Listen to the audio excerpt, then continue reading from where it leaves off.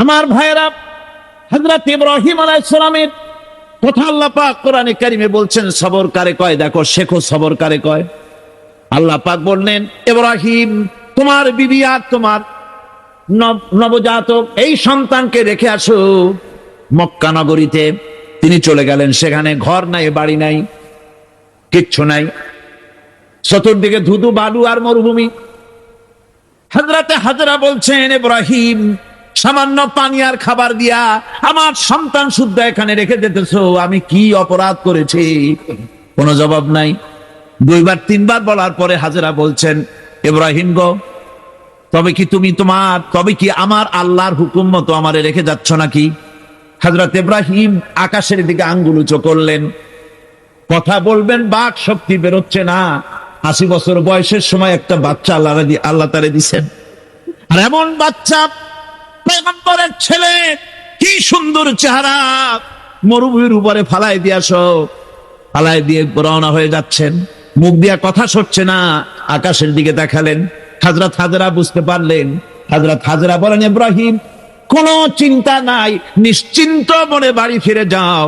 আমি আমার আল্লাহর উপরে এতটা ভরসা করে আল্লাহর হুকুমে যদি আমার এখানে রেখে যেয়ে থাকো, ওই আল্লাহ পাক আমাকে আর আমার কলিজার টুকরা ইসমাইলকে পানিতে আর খাবারে মারবেন না, অবশ্যই তিনি ব্যবস্থা করবেন। ব্যবস্থা হয়ে গেল। হযরত ইসমাইল বড় হয়ে গেলেন। আল্লাহ পাক অর্ডার করলেন, জবাহ করো ছেলেকে। হযরত ইব্রাহিম আলাইহিস সালাম যখন জবাহের প্রস্তাব করলেন, হযরত ইসমাইল তা আপত্তি করতেন, বাবাজি আমার মায়ের আর আমাকে বাচ্চা অবস্থায় ফেলে গেলেন, খাবার দেন নাই, পরার দেন নাই, বছরের পর বছর আমাদের এখানে কাটলো, দেখতেও আসেন নাই, আজ আসছেন জবাহ দিতে। এটা কেমন কথা? কি ধরনের বাপ আপনি? এরকম বলছে নাকি? এরকম বলছে? হযরত ইব্রাহিম আলাইহিস সালাম প্রস্তাবটা কিভাবে পারলেন? আল্লাহ পাক কোরআনে কারিমে দৃষ্টান্ত রেখে দিয়েছেন। আল্লাহ পাক বলছেন, হযরত ইব্রাহিম ছেলেকে বললেন, ইয়া বুনাইয়া, হে আমার কলিজার টুকরা লাডলা, হে আমার কলিজার টুকরা সন্তান, ইন্নী আরা ফিল মানাম আন্নী আযবাহুক, আমি স্বপ্নে দেখছি আমি যেন তোমাকে জবাহ করতেছি। ফানজুর মাযা তারা, তোমার রায় কি বলো? আমি তো স্বপ্নে দেখছি যে আমি তোমার জবাহ করতেছি, এখন তোমার রায় কি, তোমার মত কি? হযরত ইসমাঈল আলাইহিস সালাম শুনিয়া দিলেন দৌড়, নাকি না? হযরত ইসমাঈল আলাইহিস সালাম ধৈর্যের প্রতীক, তিনি কি কথা বললেন? তার মুখের কথা কোরআন শরীফে আল্লাহ পাক উঠায় দিলেন। হযরত ইসমাঈল বললেন, ইয়া আবাতি ফাআল মা তু'মারু সাতাজিদুনি ইনশাআল্লাহু মিনাস সাবিরিন, হে আমার পিতা, আপনি যে ব্যাপারে আদিষ্ট হয়েছেন আপনি তা পালন করুন, অবশ্যই আমাকে ধৈর্যধারীদের মধ্যে পাওয়া যাবেন। সুবহানাল্লাহ। এক বর্ণনায় এসেছে, হযরত ইসমাঈল বললেন, আব্বা জান, আমি ধৈর্যধারীদের ভিতরে আমারে পাবেন, তবে জবাহ করার আগে আমার হাত পাওটা একটু বেঁধে নেন, কারণ জবাহের যন্ত্রণায় আপনার গায়ে যদি আমার হাত পাও লেগে যায় তো বেয়াদবি হয়ে যেতে পারে, আর আমি মরে আমার জবাহ হয়ে যাওয়ার পর আমার রক্ত মাখা জামাটা নিয়া আমার মা হাজেরারে দিবেন, কারণ তাকে মা বলবার মতো আর তো কেউ নাই। হযরত ইব্রাহিম তাকে বাঁধবার জন্য প্রস্তুতি নিলেন। হযরত ইসমাঈল বলছেন, আব্বাজান বাঁধবেন না, বাঁধার প্রয়োজন নাই। বলে কেন? একবার বাঁধতে বললে আবার তুমি নিষেধ করছো কেন? ছেলে বলছেন, আব্বাজান বাঁধবো না এই জন্যে, হয়তো কিয়ামতেই প্রশ্ন উঠতে পারে যে আল্লাহর হুকুমে রাজি ছিল না বলে হাত পা বাঁধা জবাহ করছে, আমি এই সুযোগ দিব না, আপনি জবাহ করেন, আমি এতটুকু নড়াচড়া করব না। ধৈর্যের চরম প্রতীক হযরতে ইসমাঈল আলাইহিস সালাম দেখাই দিয়েছেন, ধৈর্য কারে কয়। তুমি আমার উপর রাগ করছো, কেন ফেলে যাচ্ছ? জবাব নেই। আবার বললেন, কেন ফেলে যাচ্ছ? ইব্রাহিমের তো বুক ফেটে যাচ্ছে, বলতে পারতেছেন না, বুক ফেটে যাচ্ছে, সন্তান স্ত্রী এভাবে ফেলে যাচ্ছে, মুখটা মলিন।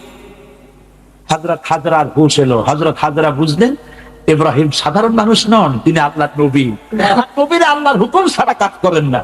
প্রশ্ন করলেন, ইব্রাহিম তুমি যে আমার এখানে রেখে যাচ্ছ, এটা কি আল্লাহর হুকুম? হযরত ইব্রাহিম বলছেন অবশ্যই, অবশ্যই। আর কিছু বলতে পারলেন না, উপরে আঙ্গুল তোছা করলেন, আমার আল্লাহর হুকুম, তাই তোমার রেখে গেলাম। হযরত হাজরা বলেন, ইব্রাহিম মনে কোনো কষ্ট নিও না, কোনো চিন্তা করো না, তুমি নিরাপদে নিশ্চিন্তে বাড়ি চলে যাও, আমিও কোনো চিন্তা করব না। কারণ আল্লাহর হুকুমে যখন তুমি এখানে রেখে যেতেছ, আমি আমার আল্লাহর উপর এত বিশ্বাস করি যে আমার রব্বুল আলামিন তিনি যখন আমাকে মরুভূমিতে আমার বাচ্চা সুদ্ধা ফলাই দিতে বলেছেন, আমার আল্লাহ এমন মেহেরবান যে আমার এই কলিজার টুকরা সন্তান আর আমারে না খাওয়াই আল্লাহ মারবে না।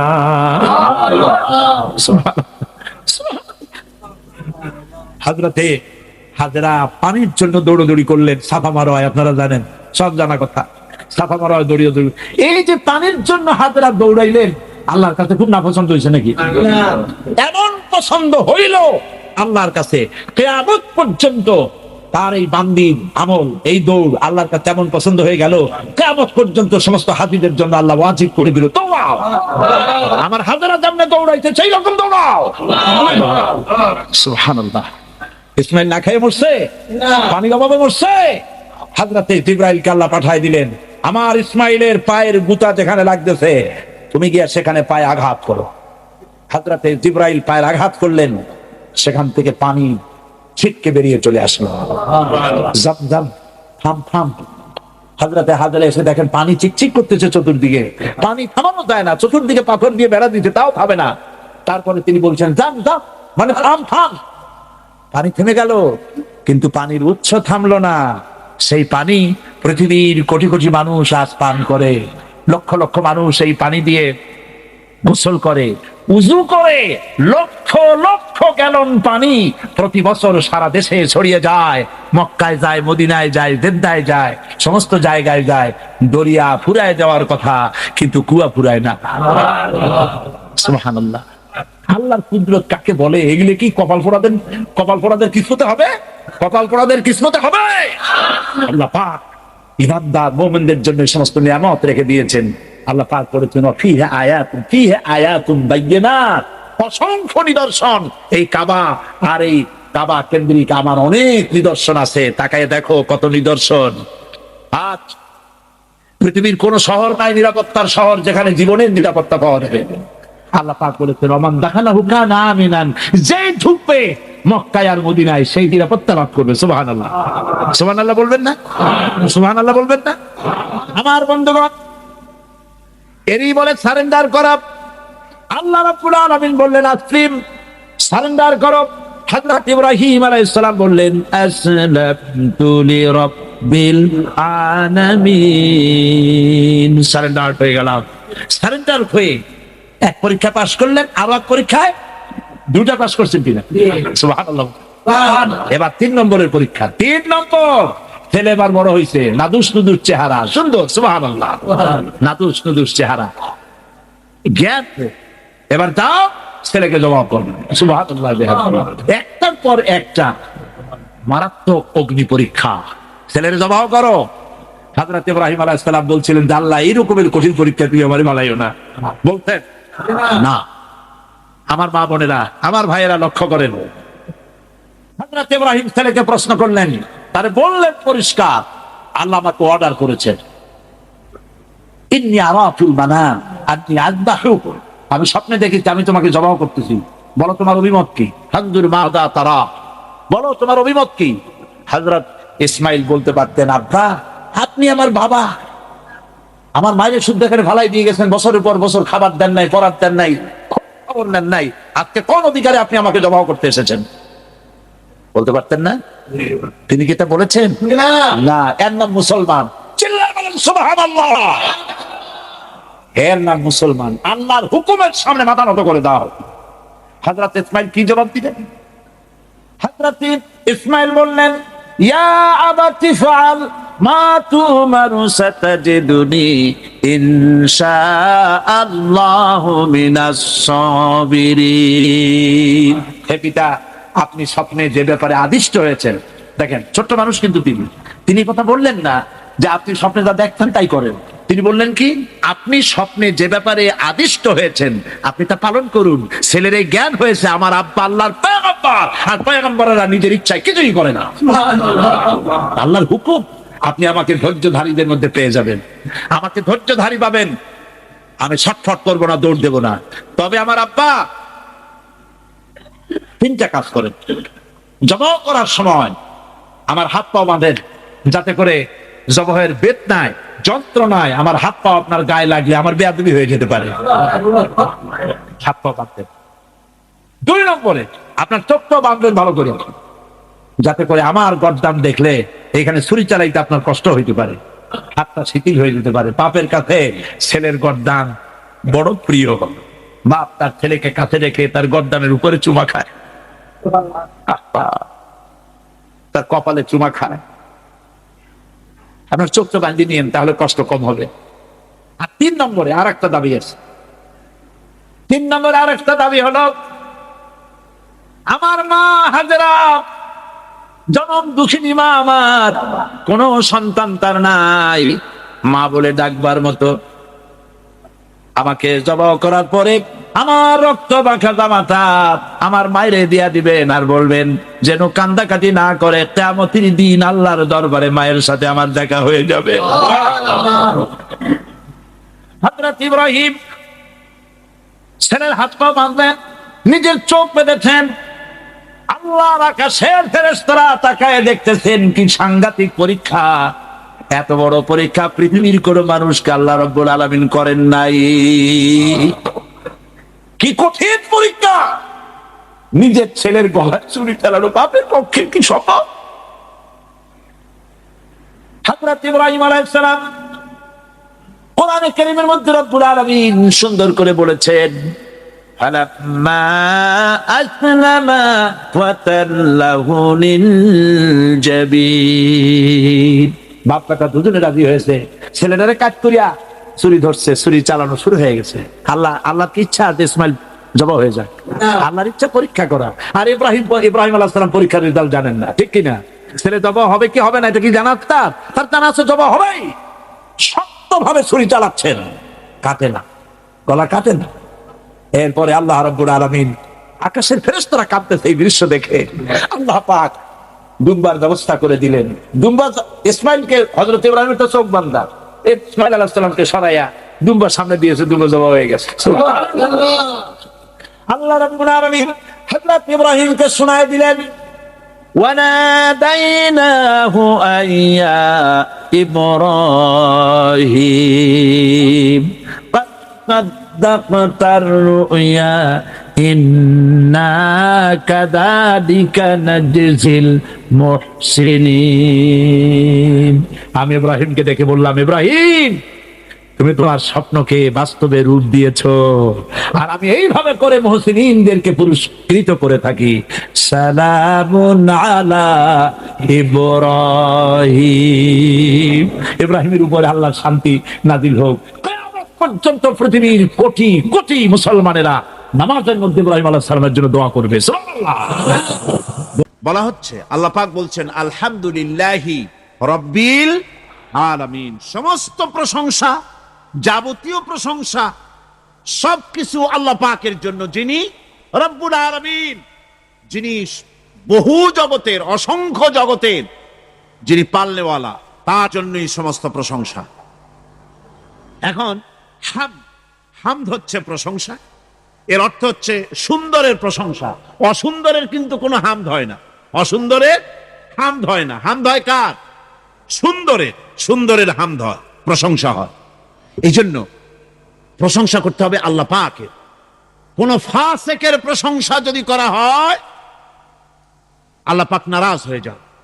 আল্লাহ পাকের আরশ গোসায় থরথর করে কাঁপতে থাকে। প্রশংসা হবে কেবলমাত্র কার? আল্লাহ পাক।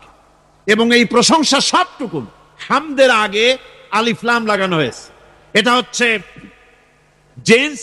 জিন্স বা ইস্তেকরা, অর্থাৎ সমস্ত বস্তুকে বোঝাবার জন্য আল শব্দকে ব্যবহার করা হয়েছে। আলহামদু, সমস্ত প্রশংসা সেই আল্লাহ পাকের, যিনি তামাম জাহানকে সৃষ্টি করেছেন এবং প্রতিপালন করেছেন। আল্লাহ রাব্বুল আলামিন বলেন, আমরা শুরু করছি সূরা ফাতিহা। অভিনন্দন পত্র দিচ্ছি, কারে দিচ্ছি? আল্লাহ পাককে দিচ্ছি। সেখানেও ভাষা দিয়ে রব্বুল আলামিন বলেন, প্রশংসা করো আলহামদুলিল্লাহি রাব্বিল আলামিন। সমস্ত প্রশংসা আল্লাহ পাকের, যিনি হচ্ছেন রব, যিনি কি রব। এখন এই রব শব্দের বাংলা অর্থ করা হয় প্রভু, লালনকারী, প্রতিপালনকারী, কিন্তু এই অর্থ যথেষ্ট নয়। কোরআনে কারিমে যে রব বলা হয়েছে তার অর্থ হচ্ছে, তার অর্থ ব্যাপক, অনেক বিশাল এর অর্থ। এ রব কাকে বলে আমি রবের সমস্ত ব্যাখ্যা করতে পারবো না, তবে অল্প কথায় এমন ভাবে বলতে চেষ্টা করব যাতে করে আপনাদের বুঝে আসবে ইনশাআল্লাহ। আমরা বলি ইনশাআল্লাহ। এখন আপনারা যদি আমাকে প্রশ্ন করেন যে অত কথা বুঝি না, এক লাইনে এক বাক্যে বুঝায় দেন রব কাকে বলে, তাহলে আমি কথাটা এইভাবে বলবো, যাহার যখন যে জিনিসের যতটুকুন প্রয়োজন তাহাকে তখন সেই জিনিস ফরিয়াদ করার আগে যিনি পৌঁছে দেন তার নাম হচ্ছে রব। এ রব হচ্ছে তার মধ্যে রুবুবিয়তের সম্পূর্ণ কোয়ালিটিতে ভর্তি। আল্লাহ পাকের মধ্যে রুবুবিয়তের কোয়ালিটি। রব শুধু সৃষ্টি করেই ছেড়ে দেন না, প্রতিপালন করেন, পূর্ণতায় পৌঁছে দেন। সুবহানাল্লাহ বলতে ইচ্ছে করে না ভাইরা? দেখেন আল্লাহ রাব্বুল আলামিন এমন রব, বাংলাদেশের কুকুর আর আমেরিকা ইউরোপের শীত প্রধান দেশের কুকুর একরকম নয়। আমাদের দেশের পশু ইউরোপ আমেরিকা শীত প্রধান দেশের পশু একরকম নয়। তার কারণ হলো আমাদের দেশে শীত কম, নাতিশীতোষ্ণ অঞ্চলের মধ্যে খানিকটা পড়ে যায়। এখানে পশুদের গায়ে কম পশম থাকলে কোনো অসুবিধা নাই। ভেড়া, ঘোড়া, কুকুর, বন্য প্রাণীকে কেউ তো কম্বল দেয় না, ল্যাপ দেয় না, রাজাই দেয় না, খাতা দেয় না, চাদর দেয় না। আল্লাহ রাব্বুল আলামিন তিনি এমন রব, শীত প্রধান দেশের পশুদের গায়ে পশম দিয়া চিরস্থায়ী কম্বল জড়ায় দিয়েছেন। এটা হচ্ছে রব। প্রতিপালনের পদ্ধতি কি সুন্দর করে তিনি প্রতিপালন করছেন, কি সুন্দর করে তিনি পশু পক্ষীগুলিকে তাদের আহার জোগাড় করছেন, প্রতিপালন করছেন। তিনি রব, মানুষকে সৃষ্টি করেছেন, আমাদেরকে সৃষ্টি করেছেন, সব প্রয়োজন মিটাইছেন। সুবহানাল্লাহ ওয়া বিহামদিহি, সকল প্রয়োজন মিটিয়েছেন, একটা জিনিস বাদ রাখেন না। আমি এই জন্য বলি যে কোরআন হচ্ছে বিজ্ঞানের উৎস। কোরআন বিজ্ঞানের কি? বিজ্ঞানের আবিষ্কার যত বাড়বে, বিজ্ঞান চিরটা কাল কোরআনের কাছে ভিক্ষার হাত দিয়ে এতিমের মতো দাঁড়ায় থাকবে কিয়ামত পর্যন্ত। আজ পৃথিবীর বিজ্ঞানীরা বলছেন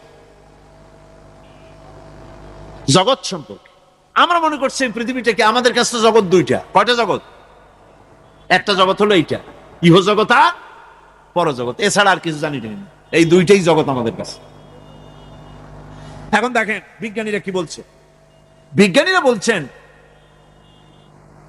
সৌরজগতে শুধু আমাদের সৌরজগৎটাই শেষ না, অসংখ্য সৌরজগৎ আছে মহাশূন্যে, অসংখ্য সৌরজগৎ। পৃথিবীর প্রতি 4 বিলিয়ন মানুষ যদি এক একটা সৌরজগৎ দখল করে, তাতেও সৌরজগৎ শেষ হবে না। আরো সহস্র সহস্র বিলিয়ন বিলিয়ন সৌরজগৎ আরো ফাঁকা পড়ে থাকবে। এত সৌরজগৎ আল্লাহ সৃষ্টি করেছেন। এই মহাশূন্যে বহুমাত্রিক জগতের কথা আল্লাহ পাক এখানে বলেছেন। এই পৃথিবী একটা জগৎ, এই মাটির তলে আছে আর এক জগৎ, সমুদ্রের ভিতরে আছে পানির তলার আর এক জগৎ। আর মহাশূন্য যে কি তা আপনার মাথায় শূন্য হয়ে যাবে চিন্তা করতে করতে। এই জন্য বিজ্ঞানীরা, বড় বড় বিজ্ঞানী, এরা কিন্তু নাস্তিক হয় না। বর্তমান বিজ্ঞানীরা চিন্তা করে গবেষণা করে খেয়েই হারিয়ে ফেলছে মহাশূন্যকে দেখে, যেখানে আছে গ্যালাক্সি, যেখানে আছে মিল্কি ওয়ে, যেখানে রয়েছে অসংখ্য তারকা। এই পৃথিবীটা মহাশূন্য আল্লাহ যেভাবে তৈরি করেছেন, সেই তুলনায় এই পৃথিবী একটা মার্বেলের চাইতে খুব বেশি একটা বড় কিছু হয় বলে মনে হয় না। পৃথিবী যদি হয় একটা মার্বেলের মতো, তাহলে আমরা যে মানুষ, আমাদের অস্তিত্ব কোথায়? চিন্তা করেন। এবার মহাশূন্যে চলেন। মহাশূন্য, সে কি বিশাল মহাশূন্য! একটা তারকা থেকে আর একটা তারকায় যদি যেতে হয়, তাহলে সহস্র সহস্র বিলিয়ন বছরের দরকার হবে। কি বছর? এ দুনিয়ার বছর না, আলোকবর্ষ, লাইট ইয়ার। আলো চলে প্রতি সেকেন্ডে কত? 1,86,000 মাইল। এই 1,86,000 মাইলের সেকেন্ড, এর মিনিট, এর ঘন্টা, এর দিন, এর মাস, এর বছর, এই আলোকবর্ষ। সহস্র সহস্র আলোকবর্ষ পার হয়ে যাবে এক তারকা থেকে আর এক তারকায় পৌঁছানো সুকঠিন। এ ধরনের অসংখ্য তারকা আল্লাহ পাক তৈরি করে রেখেছে। সূর্য হচ্ছে পৃথিবীর চাইতে 13 লক্ষ গুণ বড়। এরকম সূর্য বিজ্ঞানীরা এখন বলছে, আগে বলতো 1 কোটি সূর্যের চাইতে বড় তারকা, এখন বলতেছে এই রকমের পৃথিবীর চাইতে 13 লক্ষ গুণ বড় যে সূর্য, এরকম 3 কোটি সূর্য খাইয়ে ভালাইতে পারে। এরকম সহস্র সহস্র তারকা এক একটা গ্যালাক্সির ভিতরে আল্লাহ পাক তৈরি করে গেছে। এখন মনে হচ্ছে যে এই তারকাগুলি বড় না, এই তারকাগুলির চাইতে আবার বড় জিনিস আছে। সেগুলি কি? সেটাকে বলা হয় ব্ল্যাক হোল। সেটাকে বলা হয় ব্ল্যাক হোল, অন্ধকার কূপ। ব্ল্যাক হোল আবার ম্যানহোল বুঝবেন না, কিন্তু ম্যানহোলের ঢাকনা চুরি হয় যেমন। তবে একটা দৃষ্টান্ত আপনি বুঝতে পারেন, রাস্তায় রাস্তায় যেমন অসংখ্য ম্যানহোল আছে, ওই রকম করে মহাশূন্যে অসংখ্য ব্ল্যাক হোল আছে, একটা দুইটা না, অসংখ্য। এই ব্ল্যাক হোল আবার দেখা যায় না, অদৃশ্য ব্ল্যাক হোল। এই ব্ল্যাক হোলগুলো কি? এগুলি কোরআনে কারীমের মধ্যে আল্লাহ পাক বলেছেন, ফালা উকসিমু বিমাওয়াকিন নুজুম, ফালা উকসিমু বিমাওয়াকিন নুজুম, শপথ সেই পতন স্থানের যেখানে নক্ষত্র সমূহ ধ্বংস হয়ে যায়, ধ্বংসপ্রাপ্ত হয়, কসম সেই স্থান সময়ের। সুবহানাল্লাহ। এই অন্ধকার কূপের, এই অন্ধকূপের কসম করছেন আল্লাহ পাক। সে অন্ধকূপটা কি? সেই ব্ল্যাক হোলটা কি? সেই ব্ল্যাক হোল হচ্ছে ওই যে তারকার কথা বললাম, যে সূর্য খাইতে পারে, 3 কোটি সূর্য খাইতে পারে, এই রকমের তারকাগুলি ঘুরতে ঘুরতে কোনো এক কারণে যখন সে ব্ল্যাক হোলের রেঞ্জের মধ্যে এসে যায়, তখন ব্ল্যাক হোল, যার জন্য তাফসীরে বলা হয়েছে আর রহমানু যুর রাহমাতিশ শামিলা বিজামিল খালায়েক ফিদ দুনিয়া ওয়াল মুমিনিনা ফিল আখিরাহ। অর্থাৎ রহমান তিনি, যিনি এমন রহমতের মালিক যা বিশেষত গোটা বিশ্বের সমস্ত মানুষের জন্য প্রযোজ্য। আর রহিম হচ্ছে শুধু কিয়ামতের দিন পৃথিবীতে রহমান, তিনি দয়াবান পৃথিবীর সমস্ত মানুষের জন্য, এবং কিয়ামতে শুধু মুমিনদের জন্য। রহমান কিয়ামতে শুধু মুমিনদের জন্য। আর রহিম হচ্ছে আর রহিম যুর রাহমাতি শামিলা লিল মুমিনিনা ইয়াউমিল কিয়ামা। রহিম হচ্ছে শুধুমাত্র কিয়ামতের দিন আল্লাহ রাব্বুল আলামিন শুধু মুমিন লোকদের জন্য এই বিশেষ দয়া কিয়ামতের দিন করবেন। এখন রহমান হচ্ছেন পৃথিবীর সমস্ত মানুষের জন্য, সমস্ত প্রাণীর জন্য। তার দান থেকে কেউ বঞ্চিত থাকবে না, সকলের জন্য তার দানের দরজা অবারিত, উন্মুক্ত। এই পৃথিবীর বুকে আমরা দেখতে পাই মানুষ তার বন্ধুদেরকেই দেয়, শুধু সরকার হোক আর সাধারণ মানুষ হোক, আপনজনদেরকে নিজের দলকেই বেশি দেয়। কথা ঠিক কিনা? নিজের দলের প্রতি, আত্মীয় স্বজনের প্রতি স্বজন প্রিয়তা মানুষের শরীরের ভিতরে রোগ হিসাবে কাজ করে, আর এভাবে করে নিজের দল আর আত্মীয় স্বজনকে বেশি করে সুযোগ সুবিধা দেয়। শত্রুকে কেউ দেয় না, শত্রুকে কেউ ডেকে ডেকে কোনো জিনিস দিতে চায় না বা দেয় না। আল্লাহ রাব্বুল আলামিন এমন রহমান, এমন দয়াবান, এমন মেহেরবান, যারা তার ইবাদত করে, যারা তাকে স্বীকার করে, আল্লাহ বলে তাকে যারা সেজদা দেয়, আল্লাহ পাক তাদেরকেও দেন। আর যারা আল্লাহকে অস্বীকার করে, আল্লাহ রাব্বুল আলামিনকে মানে না, তার গুণাবলী কি স্বীকার করে না, তার অস্তিত্ব স্বীকার করে না, তারপরেও আল্লাহ রাব্বুল আলামিন কোন নাফরমান বান্দাকেও রহমত থেকে বঞ্চিত করেন না। সে যেই হোক, বেনামাজি হোক, মুরতাদ হোক, নাস্তিক হোক, তারপরে আল্লাহর অনুগ্রহ থেকে সে বঞ্চিত থাকে না। কথা ঠিক কিনা? বরং এটাই আমরা দেখি, নামাজি, দিনদার, পরেজগার মানুষ তার বরং কম থাকে, সে বরং কম পায়। বাড়ি নাই, ঘর নাই, কলকারখানা নাই, আর নামাজ রোজা করে না, হজ যাকাত করে না, আল্লাহর সাথে বিরোধিতা করে, আল্লাহরে মানেই না, বলে দেয়ার ইজ নো গড, স্রষ্টা বলতে কেউ নাই, এই ড্রিঙ্ক অ্যান্ড বি মেরি, এই হচ্ছে তাদের থিওরি, তাদের দর্শন, তাদের ফিলসফি। এই জাতীয় লোকগুলি বরং দেখা যায় তারা ক্ষমতা পায়, বাড়ি হয়, গাড়ি হয়, কল হয়, কারখানা হয়, সম্মান পায়। এটা কেন? এর কারণ হচ্ছে আল্লাহ রাব্বুল আলামিন এই পৃথিবীর কোনো মূল্য দেন না। এই পৃথিবীর মূল্য যদি আল্লাহ পাকের কাছে একটা মশার ডানার তুল্য যদি হতো, আল্লাহ পাক বিদ্রোহীদেরকে, কাফেরদেরকে এক ঢোক পানি আল্লাহ পাক গিলতে দিতেন না। এবার চিন্তা করেন, আল্লাহর ব্যাপারে যে দৃষ্টান্তটা দেওয়া হয়েছে, দৃষ্টান্তটা কত গুরুত্বপূর্ণ। মশার ডানার তুল্য, মশার ডানার তুল্য এই পৃথিবীর দাম নাই আল্লাহর কাছে। আপনাকে যদি কেউ 10 লক্ষ মশার ডানা বহু কষ্ট করে জোগাড় করিয়া যদি কেউ দেয়, তাহলে আপনি কয় টাকা দিয়ে কিনবেন? 4 পয়সা দিয়েও, একজনে বলছে 4 পয়সাও দিবে না। তাহলে বোঝেন এর কোনো মূল্য নাই। একটা মশার ডানার তুল্য মূল্য আল্লাহ পাক এই পৃথিবীর দেন না, যার কারণে অবারিত উন্মুক্ত হস্তে আল্লাহ পাক সমস্ত মানুষের জন্য, প্রাণী জগতের জন্য তিনি করুণা করেছেন সকলকে।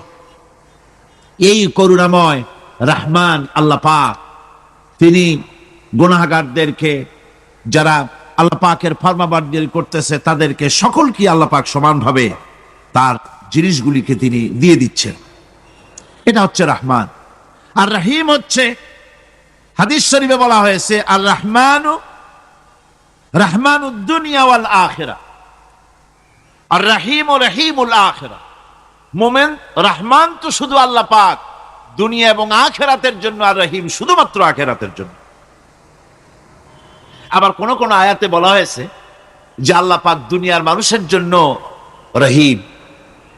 একটি আয়াতে ভাবে বলা হয়েছে, হুয়াল্লাযী ইউসাল্লি আলাইকুম ওয়া মালাইকাতুহু লিয়ুখরিজাকুম মিনাজ যুলুমাতি ইলান নূর ওয়া কানা বিল মুমিনিনা রহিমা।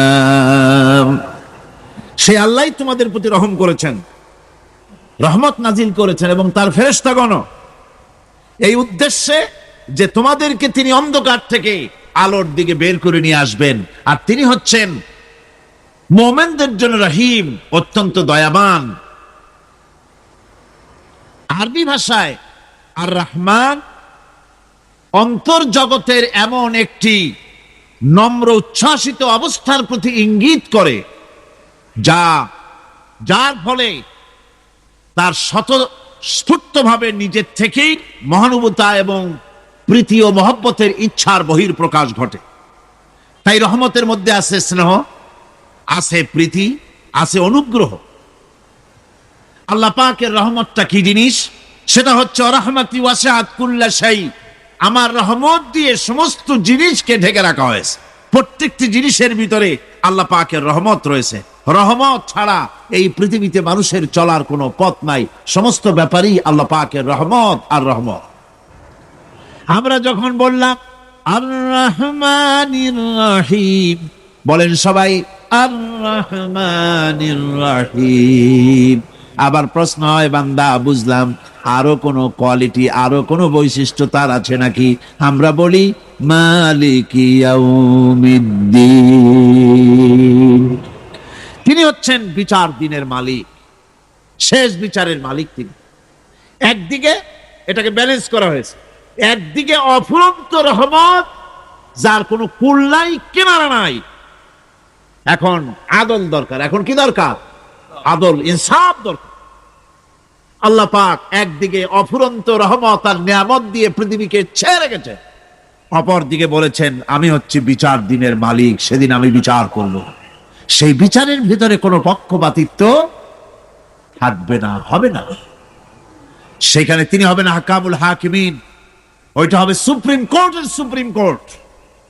সেই পরকালে, সেই কিয়ামতের মাঠে আপনাকে আমাকে সকলকে উপস্থিত হতে হবে, নাকি হবে না? সবাইকে উঠতে হবে।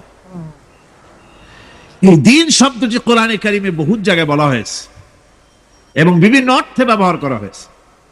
যেমন দিন শব্দের অর্থ প্রভাব, প্রতিপত্তি, আধিপত্য, ইতাআত, বন্দিগি, দাসত্ব, আনুগত্য, নীতি, পথ, পন্থা, হিসাব, ফয়সালা, প্রতিদান, প্রতিফল।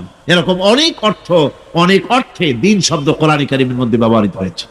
কিন্তু এখানে মালিক ইয়াউমিদ্দিন, এই দিন এখানে ব্যবহার করা হয়েছে প্রতিফল অর্থে। প্রতিফলের দিন, যেদিন প্রতিফল দেওয়া হবে, তিনি হচ্ছেন সেই দিবসের অধিপতি, সেই দিবসের মালিক। সূরা ইনফিতারে আল্লাহ পাক বলছেন ওয়ামা আদরাকা মা ইয়াউমুদ্দিন সুম্মা মা আদরাকা মা ইয়াউমুদ্দিন। বিচারের দিনটি কি তা তোমাকে কে জানালো? আবার জিজ্ঞেস করছি, তোমাকে কে জানালো বিচারের দিনটা কি?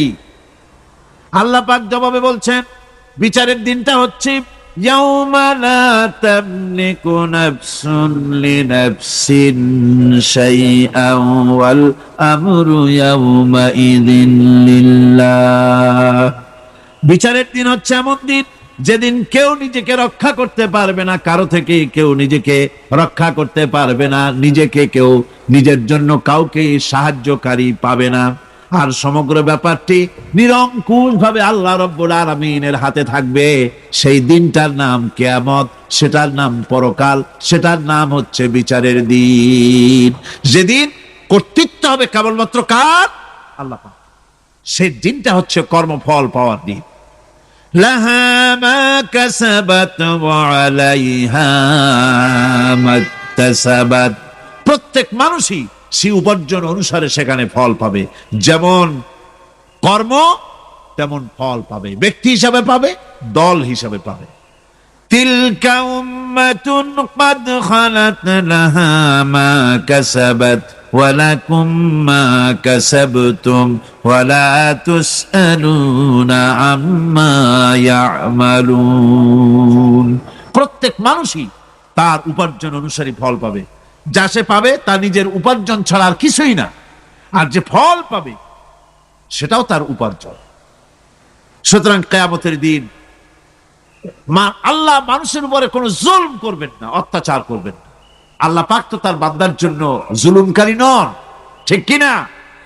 আল্লাহ পাক বলছেন মান আমিলা সালিহান ফালিনাফসিহি ওয়া মান আসাআ ফাআলাইহা ওয়া মা রাব্বুকা বিযাল্লামিন লিল আবিদ। যে ব্যক্তি পুণ্য কাজ করলো সে নিজের কাজে, নিজের স্বার্থেই তা করলো। আমরা যে নামাজ পড়ি এটা কি আল্লাহর স্বার্থ? কথা কন, আল্লাহর স্বার্থ? সারা পৃথিবীর সমস্ত মানুষ যদি আল্লাহরে সেজদা দেয়, আল্লাহর ক্ষমতা আরো কিছু কালের জন্য বাড়বে নাকি? সমস্ত মানুষ যদি আল্লাহকে অস্বীকার করে, বিদ্রোহী ঘোষণা করে, বিদ্রোহ ঘোষণা করে, তাতে কি আল্লাহর ক্ষমতা শেষ হয়ে যাবে? নাউযুবিল্লাহি মিন যালিক। যেমন ছিলেন তেমনই থাকবেন। সুতরাং আমরা যা করি, আমরা নামাজ পড়ি নিজেদের জন্যে। ওয়ামা খালাকতুল জিন্না ওয়াল ইনসা ইল্লা লিয়াবুদুন। আমি মানুষ এবং জিনকে সৃষ্টি করেছি শুধুমাত্র আমার ইবাদতের জন্য, আমার গোলামীর জন্য, আমার আনুগত্যের জন্য। এই ইবাদত একটি ব্যাপক অর্থবোধক শব্দ। আমরা যদি ইবাদতটা নাই বুঝি তা আমাদের মানব জন্ম হবে বৃথা। ইবাদত হচ্ছে আল্লাহর পছন্দনীয় জিনিসগুলি আমল করে তার সন্তুষ্টি অর্জন করার জন্য প্রচেষ্টা চালানো জীবনের সকল ক্ষেত্রে। এর মধ্যে ইবাদতের ভিতরে এমন এক ব্যাপক অর্থ যে এর ভিতরে নামাজ, রোজা, হজ, যাকাত, সত্য কথা, আমানতদারি, দিয়ানতদারি, প্রতিবেশীর হক আদায় করা, মাতা পিতাকে শ্রদ্ধা করা, প্রতিবেশী হক আদায় করা, স্ত্রীর হক আদায় করা, সৎ কাজের আদেশ করা, অসৎ কাজের নিষেধ করা, জিহাদ ফি সাবিলিল্লাহ করা, এ সব কিছুই হচ্ছে ইবাদতের মধ্যে শামিল। জিকির আজকার করা, তেলাওয়াত করা, আমলে সালেহ করা, এভাবে করে আল্লাহ পাককে খুশি করার জন্য আল্লাহর নির্দেশ মাফিক কাজগুলি করা, সবটাই হচ্ছে ইবাদতের মধ্যে শামিল। প্রশংসা করেছি, পরিচয় দিয়েছি, আমরা তোমার বান্দা। এবার প্রশ্ন হচ্ছে চাও কি? পরিচয় তো শুনলাম, চাও কি? আল্লাহ রাব্বুল আলামিন আমাদেরকে শিখায় দিলেন, কত বড় মেহেরবান তিনি, কত দয়ালু তিনি, তার কাছে চাওয়ার ভাষাটাও তিনি আমাদের শিখাই দিলেন। জনে কোন সুবহানাল্লাহ। রব্বুল আলামিন আমাদের শিখালেন এভাবে চাও, ইহদিনাস সিরাতাল মুস্তাকিম সিরাতাল্লাযীনা আন'আমতা আলাইহিম গায়রিল মাগদুবি আলাইহিম ওয়ালাদ-দাল্লিন। হায় আল্লাহ, ইহদিনাস সিরাতাল মুস্তাকিম, একটা রাস্তা চাই, সহজ সরল সঠিক একটি পথ চাই তোমার কাছে। সেই পথটা চাই যে পথ হচ্ছে নিয়ামত প্রাপ্তদের, অভিশপ্ত এবং পথভ্রষ্টদের পথ নয়। যে পথ নিয়ামত প্রাপ্তদের, ওই ধরনের একটা পথ আমরা চাই। পথ দেখাবার মালিককে কোরআনে কারীম বলছে, আল্লাহ রাব্বুল আলামিন বলেন, ওয়া আলাল্লাহি কাসদুস সাবিলি ওয়া মিনহা জাইরুন ওয়ালাউ শাআ লাহাদাকুম আজমাইন। ওয়া আলাল্লাহি কাসদুস সাবিল, সোজা রাস্তা বলে দেওয়ার দায়িত্ব আমি আল্লাহর। সোজা রাস্তা বলে দেওয়ার দায়িত্ব কার? তিনি বলছেন বলার দায়িত্ব আমার, সোজা রাস্তাটা আমি বলে দেব। আল্লাহ রাব্বুল আলামিনের কাছে বান্দা যখন রাস্তার দাবি করলো, সোজা পথ চাই, সহজ পথ একটা তোমার কাছে চাই, রব্বুল আলামিন সূরা ফাতিহার 7টা আয়াতের এই অভিনন্দন পত্রের জবাবে 30 পারা কোরআন শরীফ আল্লাহ পাক বান্দারে দান করে দিলেন। জবাবে বলে দিলেন, ওয়া আনি'বুদুনি হাযা সিরাতুম মুস্তাকিম। সোজা রাস্তাটা হলো আমার আনুগত্য, আমার গোলামি, আমার দাসত্ব, এটাই হলো সোজা রাস্তা। এই সোজা রাস্তাটা আমি বলবো। রাস্তা তো অনেক হতে পারে, কিন্তু সোজা রাস্তা বলে দেওয়ার দায়িত্ব কার? আল্লাহ পাকের। দেখেন এই যে বিশাল মাহফিল, এই মাহফিলে যত লোক আসছে, সব লোক কি একমতের, এক চিন্তার, এক আদর্শের? না। এই কয়েক লক্ষ জনতার ভেতরে হাজারো মতের লোক আছে, হাজারো চিন্তার লোক আছে, হাজারো আদর্শের লোক আছে। সব আদর্শ, সব চিন্তা, সব কি ঠিক? সবটাই কি নির্ভুল? না, সঠিক নির্ভুল একটা। কয়টা হয়? একটাই হয় মাত্র।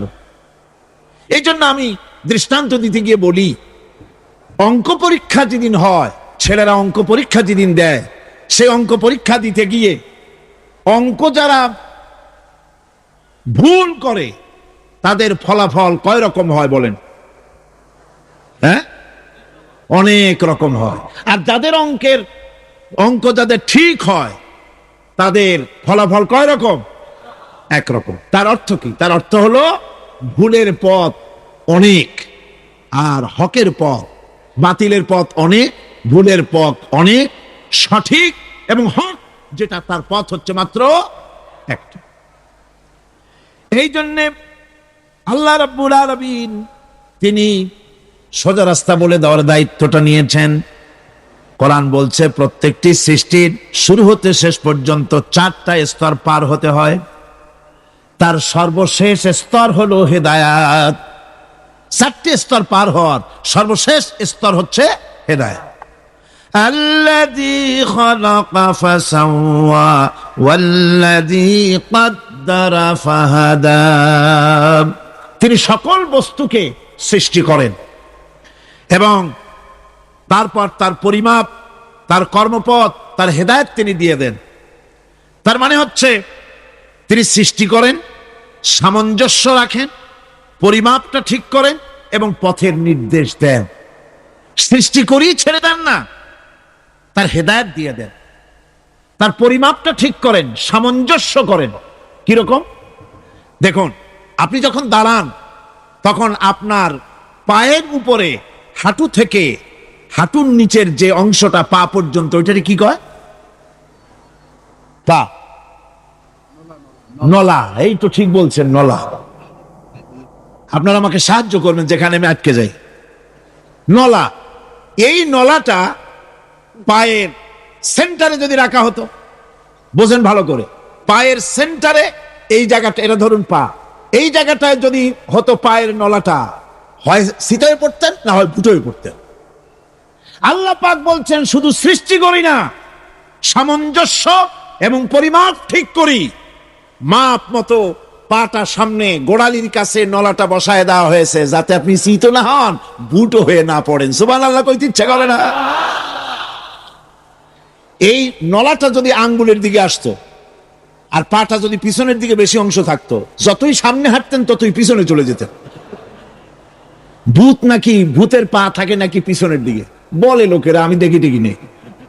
ভূত নাকি সামনে আগাতে গেলে পিছনে চলে যায়।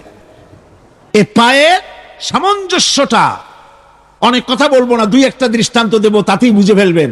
আল্লাহ পাক বলেন শুধু সৃষ্টিই করি না, তার সামঞ্জস্য এবং পরিমাপকে ঠিক করে দেই। মুরগির বাচ্চা ডিমের থেকে বেরোয়, তারে যদি ওর মায়ের শুদ্ধ যদি আপনি ফালায় দেন, পানির মধ্যে ডুবে মরে যাবে। আর ওর মার চিৎকারের চোটে সারা গ্রামের মানুষ এক জায়গায় হবে। আর হাঁসের ডিম থেকে বাচ্চা বেরোলে সেই বাচ্চা আর মা বাবা দুজনকেই ফালায় দেন পানির মধ্যে, সাঁতরায় উঠে আসবে। ঠিক কিনা? কে শিখালো সাঁতার? কে শিখালো? শুধু সৃষ্টিই করেন না, আল্লাহ পাক সৃষ্টি করেন, সামঞ্জস্য এবং পরিমাপকে ঠিক করেন এবং তাকে পথের নির্দেশ দেন। এটা হলো সর্বশেষ। সৃষ্টি করে ছেড়ে দেন না। যেমন কোরআনে কারিমে হযরত ইব্রাহিম আলাইহিস সালাম তিনি তার সম্প্রদায়ের সাথে যে কথোপকথন করেছিলেন, বিষয়টি আল্লাহ পাক কোরআনে কারিমের মধ্যে কোট করে দিলেন। এই হেদায়েতের বিষয় সেখানে আছে বলে আল্লাহ পাক বিষয়টা কোরআনে জায়গা করে দিলেন। وَإِذْ قَالَ إِبْرَاهِيمُ لِأَبِيهِ وَقَوْمِهِ إِنَّنِي بَرَاءٌ مِّمَّا تَعْبُدُونَ إِلَّا الَّذِي فَطَرَنِي فَإِنَّهُ سَيَهْدِينِ। ইব্রাহিম আলাইহিস সালাম তার পিতা এবং তার গোত্রকে বললেন, তার সম্প্রদায়ের লোকদেরকে, নিঃসন্দেহে আমি মুক্ত, আমি পবিত্র।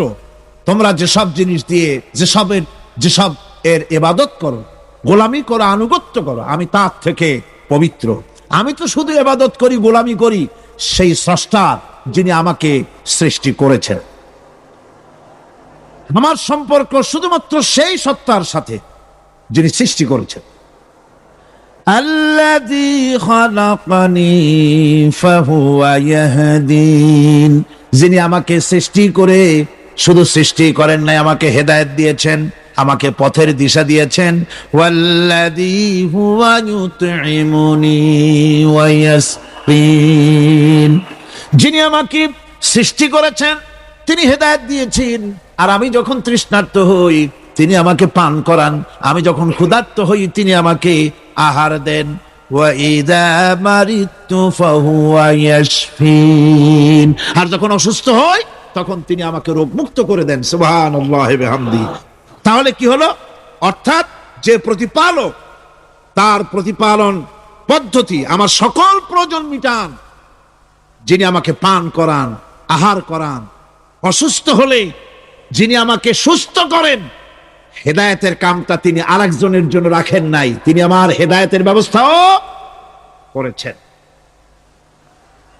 ভাইরা আমার, আল্লাহ রাব্বুল আলামিন শুধু সৃষ্টি করেন নাই, সৃষ্টি করে হেদায়েত দিয়েছেন, মানুষকে হেদায়েতের রাস্তা বলে দিয়েছেন। সঠিক পথ কোনটি, সেই পথের কথাও তিনি পরিষ্কার করে বলে দিয়েছেন।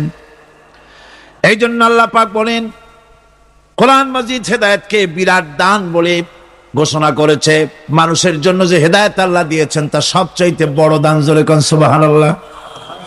ইন্না খালাকনাল ইনসানা মিন নুতফাতিন আমশাজিন নাবতালিহি ফাজআলনাহু সামিআম বাসীরা।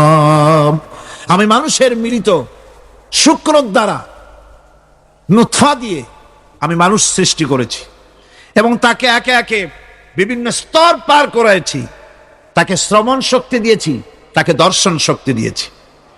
ইন্না হাদাইনাহুস সাবিলা ইম্মা শাকিরান ওয়া ইম্মা কাফুরা। নিশ্চয়ই আমি তাদেরকে তাদের কর্মপন্থা প্রদান করেছি, আমি তাদেরকে হেদায়েত দিয়েছি, চলার পথের দিশা দিয়েছি। এখন ইচ্ছে করলে সে কৃতজ্ঞ হতে পারে, ইচ্ছে করলে অকৃতজ্ঞতার পথও অবলম্বন করতে পারে। আমি তাকে হেদায়েত দিয়ে দিয়েছি, পথ দেখিয়ে দিয়েছি। ডান এবং বাঁ দুটি রাস্তা আল্লাহ পাক দেখিয়ে দিয়েছেন। আসহাবুল ইয়ামিন, আসহাবুশ শিমাল, একটা ডানপন্থী আর একটা বামপন্থী। আমাদের দেশে কিছু লোক আছে, নাম মুসলমান, কিন্তু বলে যে আমরা বামপন্থী আন্দোলন করি। অথচ সমস্ত ডানপন্থীদের জায়গা হবে জান্নাতে, যদি জান্নাতের আমল করতে পারে।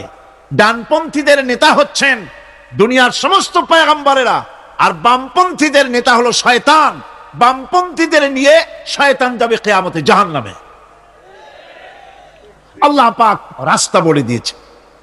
আল্লাহ রাব্বুল আলামিন বলেন, আলাম নাজআল লাহু আইনাইনি ওয়া লিসানান ওয়া শাফাতাইন ওয়া হাদাইনাহুন নাজদাইন।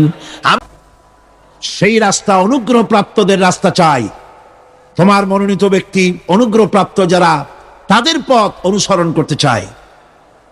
এই অনুগ্রহপ্রাপ্ত দল কারা, সে কথা কোরআন শরীফে বলা হয়েছে। আল্লাহ রাব্বুল আলামিন বলেন, ওয়া মান ইউতিইল্লাহা ওয়ার রাসূল ফাউলাইকা মা'আল্লাযীনা আন'আমাল্লাহু আলাইহিম মিনান নাবিয়্যিনা ওয়াস-সিদ্দীকিন ওয়াশ-শুহাদা'a ওয়াস-সালিহিন ওয়া হাসুনা উলাইকা রাফীকা। আর যে ব্যক্তি আল্লাহ এবং রাসূলের আনুগত্য স্বীকার করলো, নিঃসন্দেহে সে অনুগ্রহপ্রাপ্তদের সঙ্গী হলো। সেই অনুগ্রহপ্রাপ্ত কারা?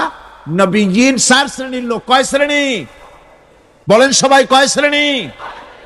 নবীয়িন, সিদ্দিকিন, শুহাদা, সালিহিন। এই 4 শ্রেণীর লোক হচ্ছে আল্লাহ পাকের অনুগ্রহপ্রাপ্ত লোক। কোন আলহামদুলিল্লাহ। এরাই হলো অনুগ্রহপ্রাপ্ত দল। এখন নবী কারা? নবী হচ্ছেন যারা নাকি আল্লাহ পাকের কাছ থেকে ওহী প্রাপ্ত হয়েছেন, নিখিল মানুষের চিরন্তন শান্তি এবং কল্যাণের জন্য আল্লাহ পাকের নিকট থেকে সত্যের বিধান লাভ করেছেন। তারাই হচ্ছেন নবী, যারা আল্লাহ পাকের কাছ থেকে ওহী প্রাপ্ত হয়েছেন। আর নবীরা হচ্ছেন মাসুম, নবীরা হচ্ছে বেগুনাহ। নবীদের কোনো ভুল নাই, নবীদের কোনো গুনাহ নাই। কোন সুবহানাল্লাহ। এই পৃথিবীর মধ্যে সুপার কোয়ালিটির মানুষ, সর্বশ্রেষ্ঠ মানুষ কারা? নবীরা। সর্বশ্রেষ্ঠ মানুষ কারা? এখানে আবার এক শ্রেণীর লোকেরা বলে যে নবীরে মানুষ কওয়া যাবে না। আছেন এমন লোক, নবীরে মানুষ কওয়া যাবে না। কেন? কেন? নবীর সম্মান কত। আচ্ছা, নবীরে মানুষ বলবো না তো বলবোটা কি? নবীরা কি ফেরেশতা? যদি ফেরেশতা বলি তাহলে কি নবীদের মর্যাদা বাড়ানো হলো? বলেন আপনারা, বাড়ানো হলো? তাহলে নবীদের কি বলবো? তারা কি জেন? যদি জেন বলি তাহলে তাতে কি মর্যাদা বাড়বে? সবচাইতে মর্যাদা বেশি কার? মানুষের। সুতরাং এক শ্রেণীর লোকেরা